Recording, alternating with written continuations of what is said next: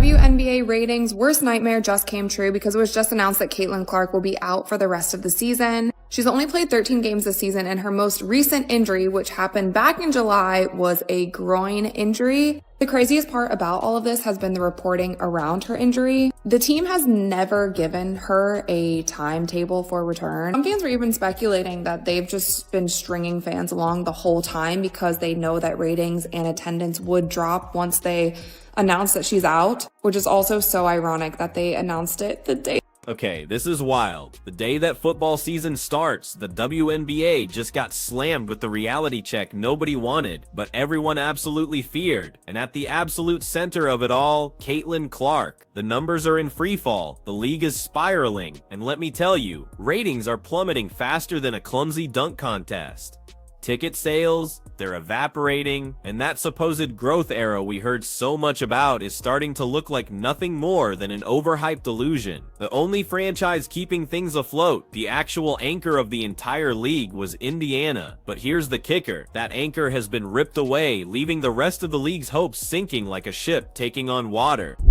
So it's official. The most heartbreaking news for Indiana Fever fans that could come of the season, but Caitlin Clark will not be returning to the 2025 WNBA season. She took the liberty of posting it herself because there were many people asking to hear from Caitlin Clark, to hear how she felt about the entire situation. It all unraveled with one single announcement.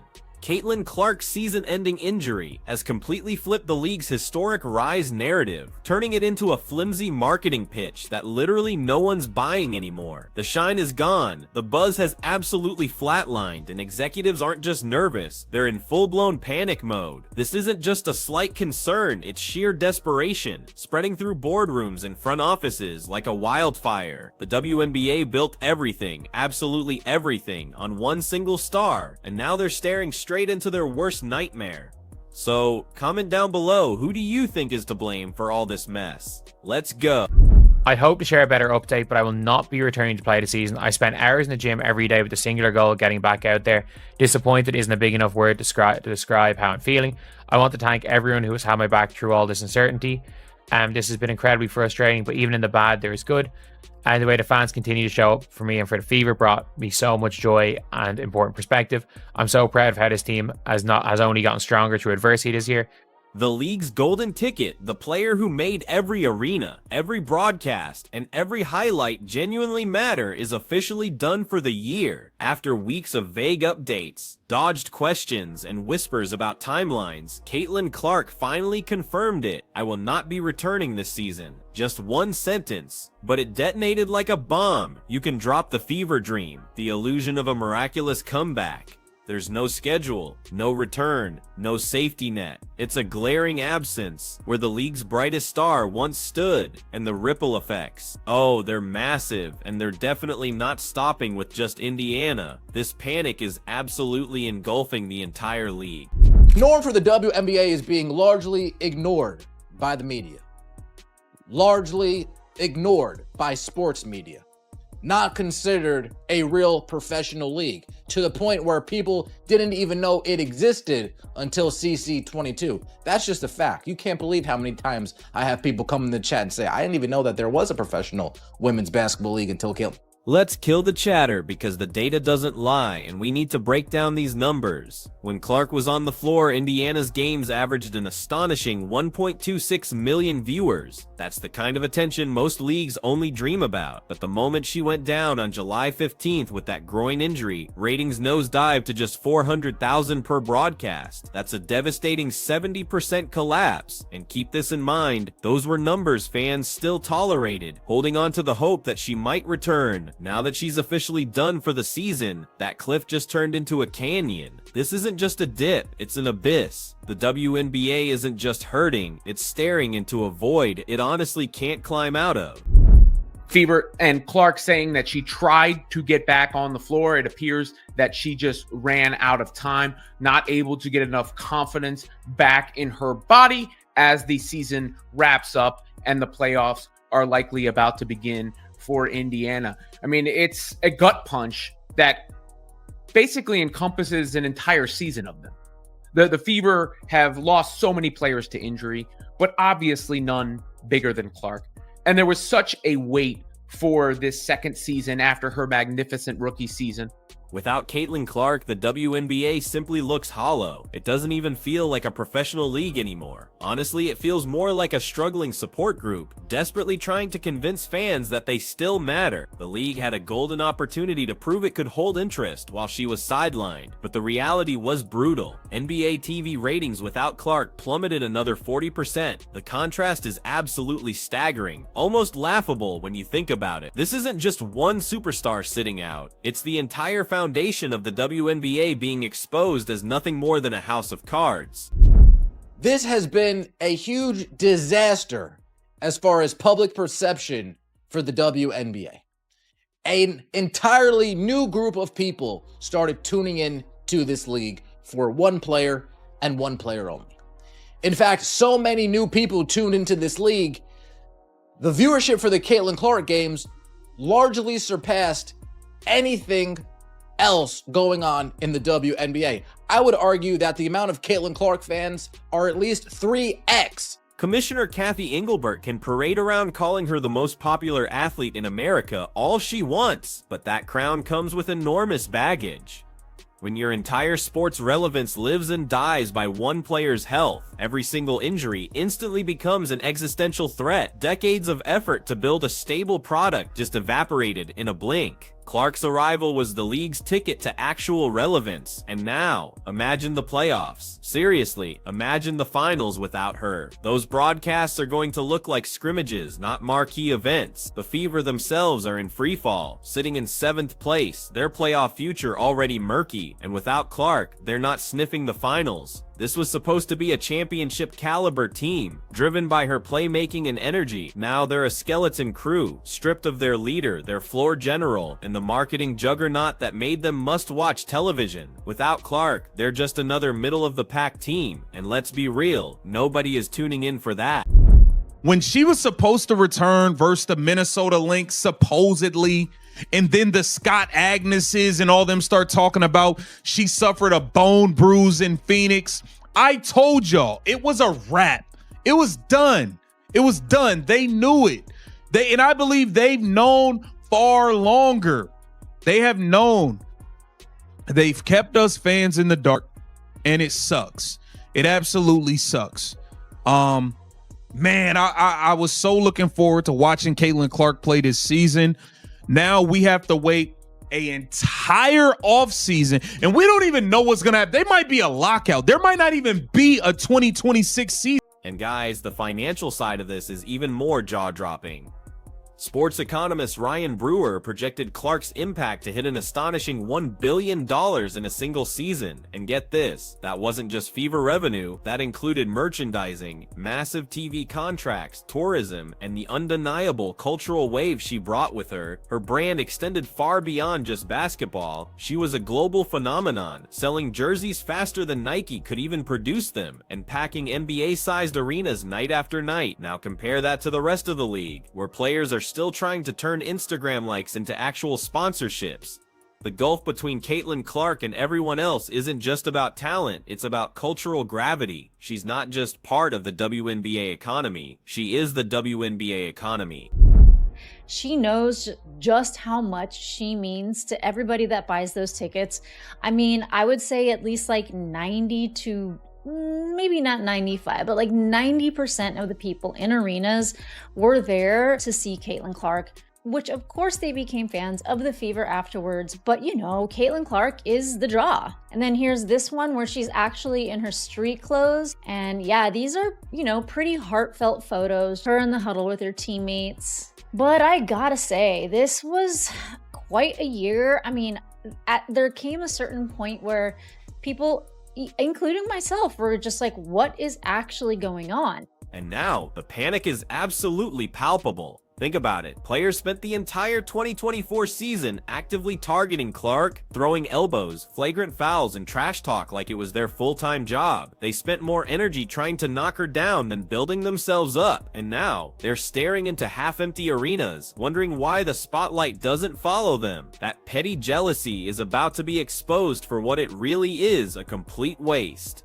because Clark, the very player they tried to bully out of the game, is gone. And with her goes the league's relevance. Here's the bitter truth. The WNBA built its entire future on Clark's shoulders and then absolutely refused to protect her. She endured more physical abuse than anyone else in the league. A staggering 17% of all flagrant fouls this season were committed against her. That's not a coincidence, that's a pattern. And the referees under Engelbert's watch let it slide. The result, the league's only true megastar is now on the shelf, and the WNBA is stuck holding the bill. We're talking empty seats, cratering TV numbers, and sponsors quietly wondering if they just bought stock in a sinking ship. This season has been, well, has been a complete train wreck. This season's been a complete disaster. We got the GOAT, who only played 13 games, missed basically the whole season. DeWanna Bonner scammed us. Natasha Howard basically scammed us. Stephanie White's a liar. Amber Cox is a liar. Kelly Krauskopf's a liar. Now we have to go a whole offseason with the front office we don't trust, we don't believe in, we can't believe anything they say, and we don't know what's really going to happen with Caitlin Clark's health. Let's cut through all the noise and get brutally real about what truly unfolded during Clark's absence.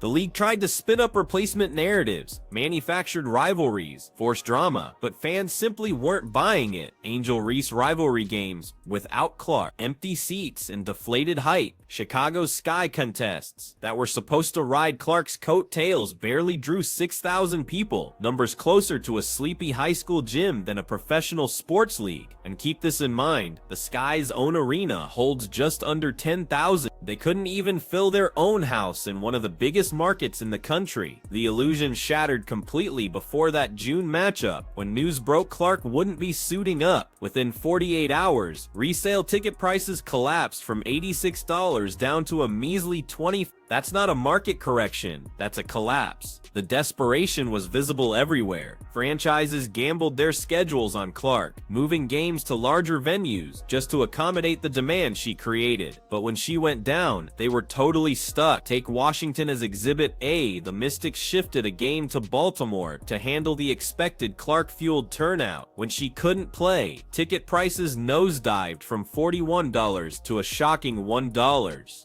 That's not a typo. A single dollar could get you in the door. That's not demand, that's humiliation. It's also undeniable proof of a hard truth when the WNBA puts all its eggs in one superstar basket and then refuses to protect her from reckless officiating. They're left scrambling when that basket inevitably breaks. Caitlin Clark was hurt after that Liberty game.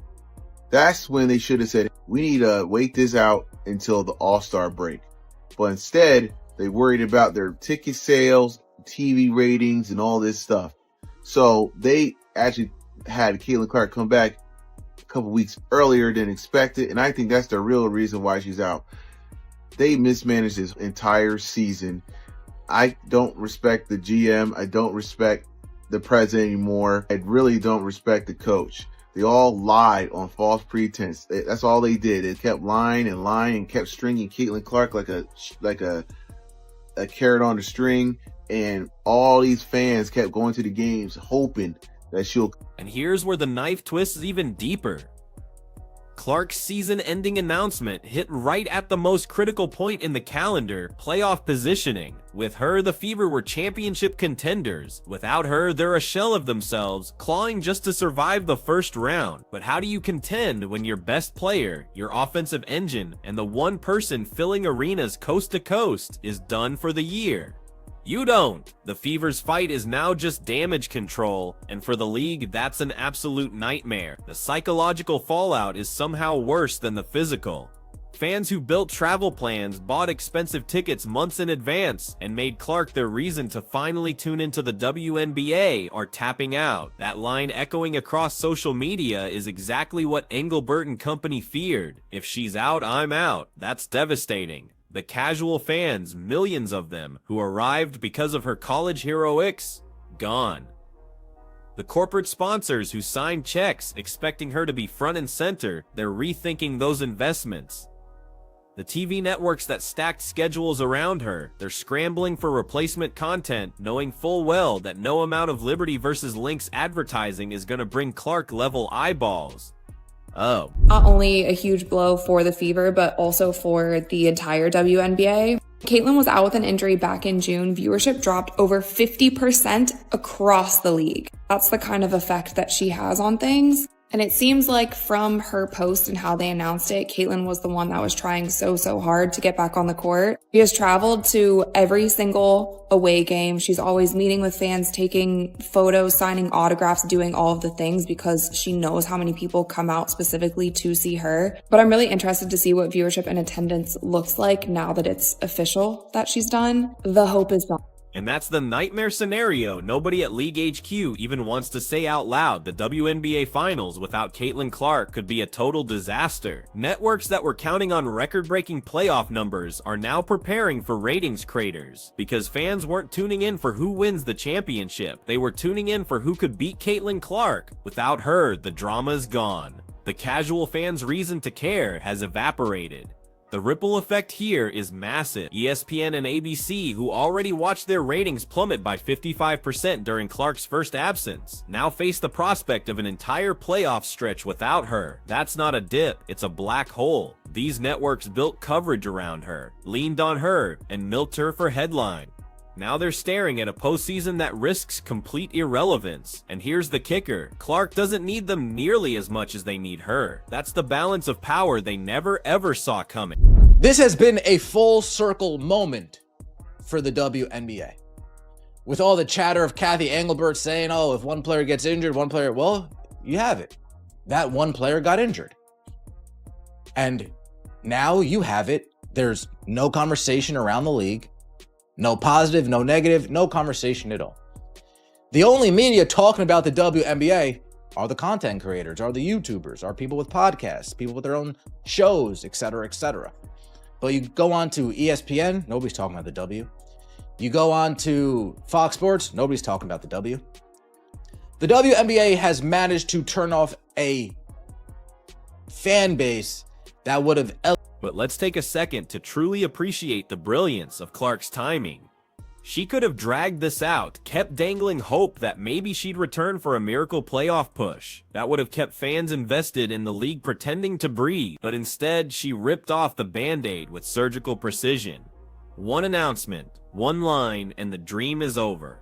It was the death blow delivered at the exact moment the league least expected it. And honestly, it makes her look like an absolute queen. While Engelbert and jealous rivals wasted energy actively targeting her, Clark flipped the script and exposed their fragility without lifting a finger. The WNBA spent months pushing this narrative that they were bigger than any one player. Clark's announcement obliterated that lie. Without her, the league collapses right back to what it was before she arrived, a niche product with a loyal but small fan base, struggling to fill 10,000-seat arenas and fighting for ratings that barely register on a network's radar. That's not evolution, that's regression. Clark's absence isn't just bad for Indiana, it's an existential crisis for the entire WNBA, because the truth is out, she wasn't just their biggest star, she was the whole show. And here's the cruelest irony, this didn't have to happen, it was preventable. If Engelbert and the referees had done their jobs, if they had prioritized protecting Clark instead of letting her be hacked and hammered night after night, this moment might never have arrived. But they did. They let her become a punching bag for jealous opponents, let flagrant fouls go unchecked, and sacrificed long-term stability for short-term ticket sales. Now they've lost the very investment they built their empire on. It's a case study in how to destroy your own golden goose.